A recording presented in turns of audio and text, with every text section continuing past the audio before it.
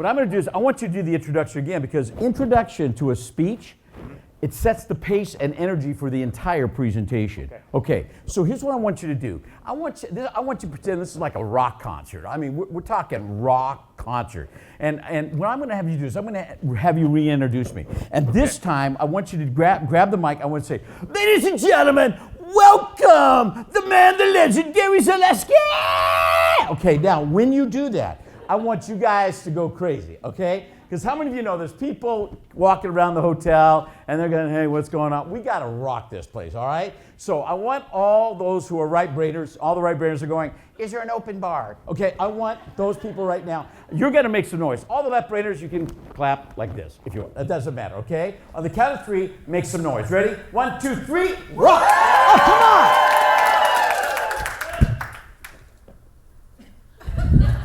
They put you, is this what they put you in charge of, bro? Okay, so let's try it again. I want some noise. Ready? 1, 2, 3, go!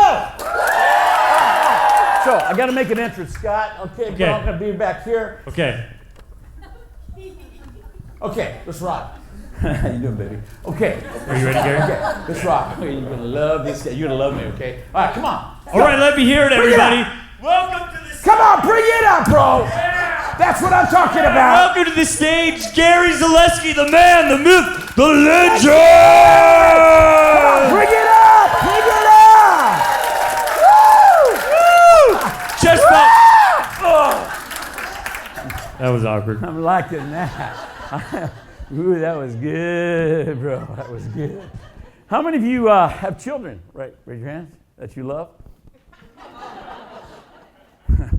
How many of you have children that you know of?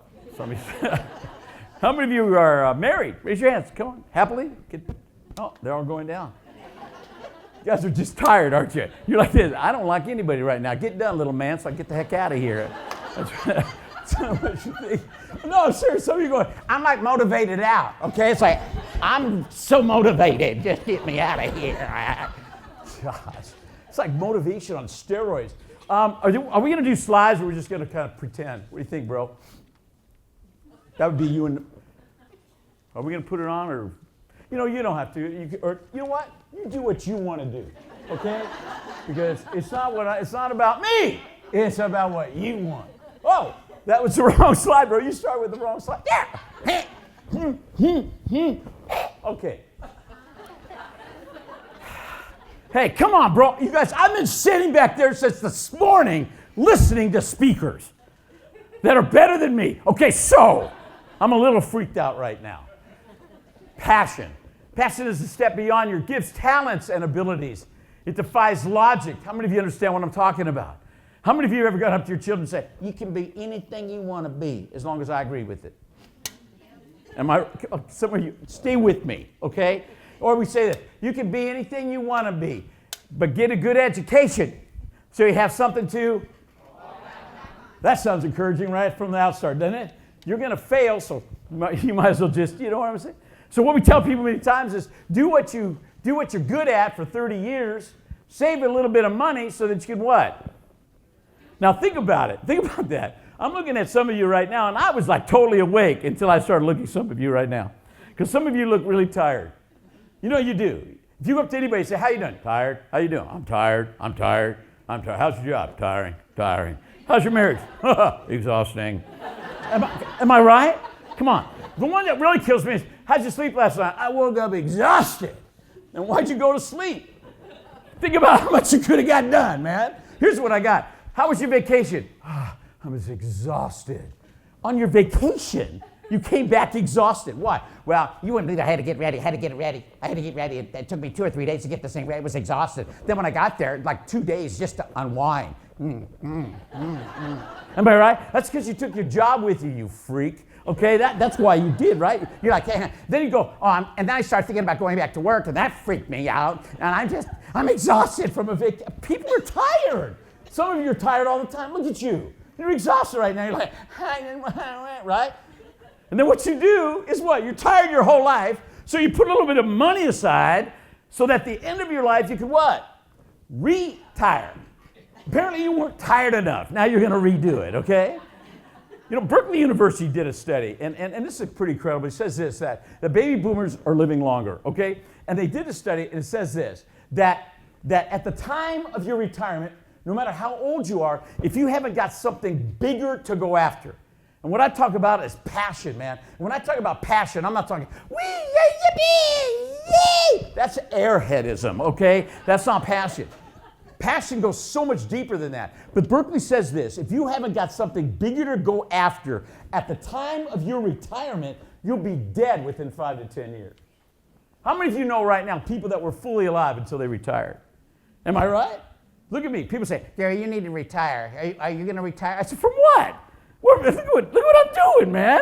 I mean, people are paying me to speak. That's the biggest calling that you can imagine. I had one person say, your passion is talking. You're a talker. How many of you ever listened to a talker? Am I right? After a while, you're going, wow, the lips are moving, right? I go, no, I'm not a talker. I'm a speaker. They go, what's the difference between talking and speaking? I go, a check. That'll help your employees. You can use that somehow. Some of you are actually trying to take notes. You're freaky. Okay. My wife, Cherise, is more outgoing than I am. Believe it or not, I'm the quiet one in my family. I am. I'm serious. People always think that, Gary, it must be awesome being a motivational speaker. It must be, people must just love you. And at the end, you just go home and they don't understand. They think I land on motivational planet, and people walk around, you are wonderful, Gary. You're taller than you think you are. You're amazing. How many of you know that's not where I live? I mean, when I get home, come on. When I get home tonight, when I get home, I open the door. My wife, Cherise, isn't over there. She's not looking at me going, you're home.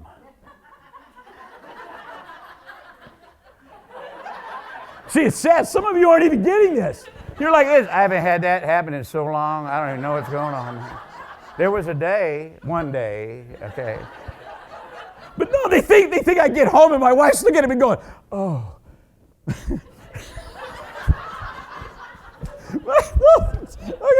Okay. Laughter, Angela, takes up my time. Okay, so I get more time than the little guy in the purple shirt's going, it's my job. Okay, watch this.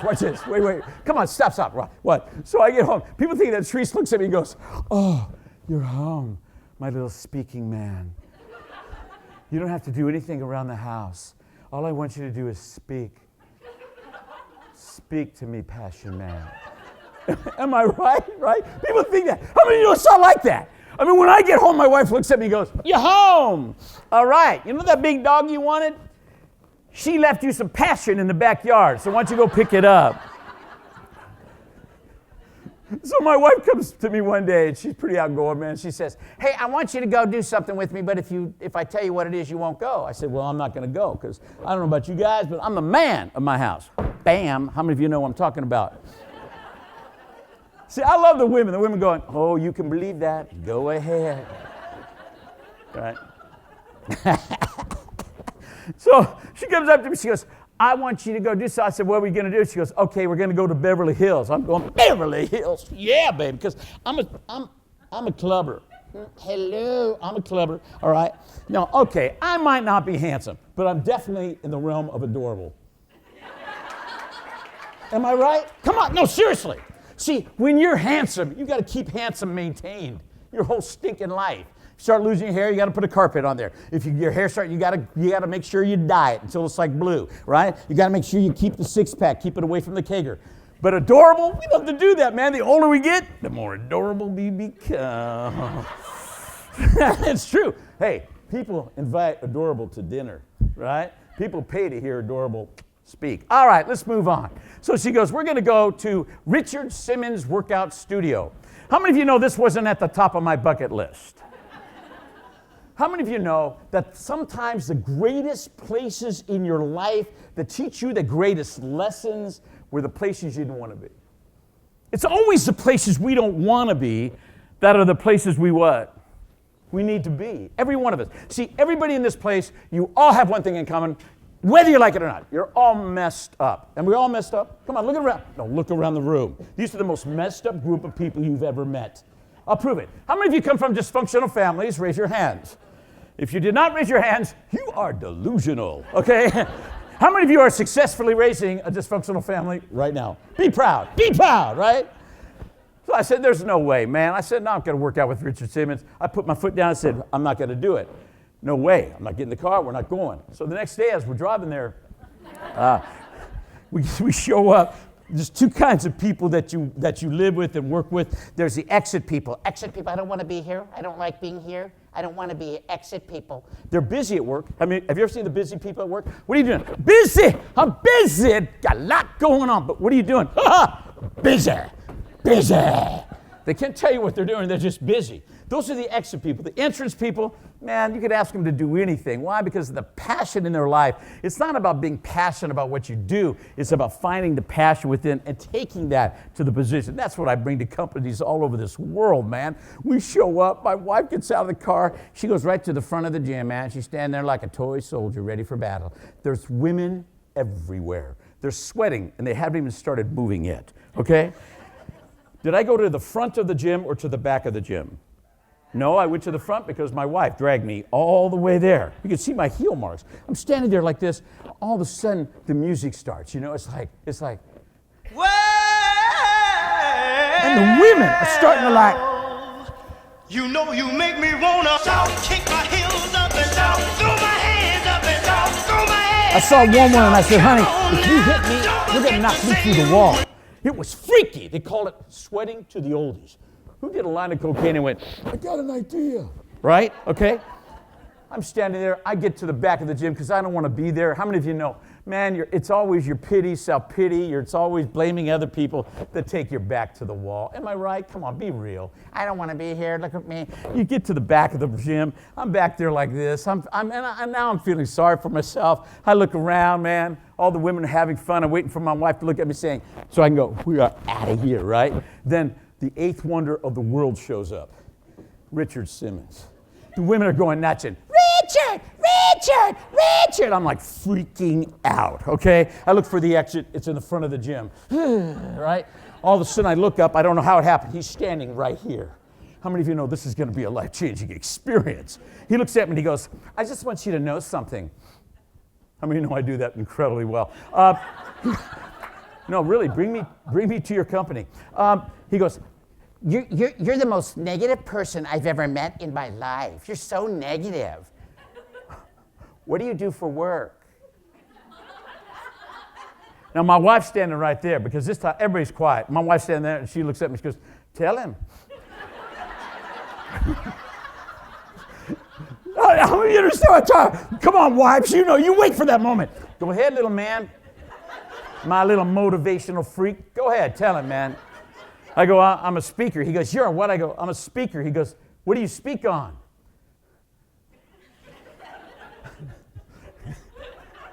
My wife's like, come on. I go, passion. He goes, you speak on passion? You should be jailed. Then he grabbed my hands. He says, you know what you need to do? I go, what? He goes, you need to work it. He grabs my arms. He goes, work it. All of a sudden, I'm like, yeah, work it, baby. Work it. All of a sudden, everything changed, man. Richard Simmons got a hold of my life. I've never been the same again. All of a sudden, the women started forming a gigantic circle.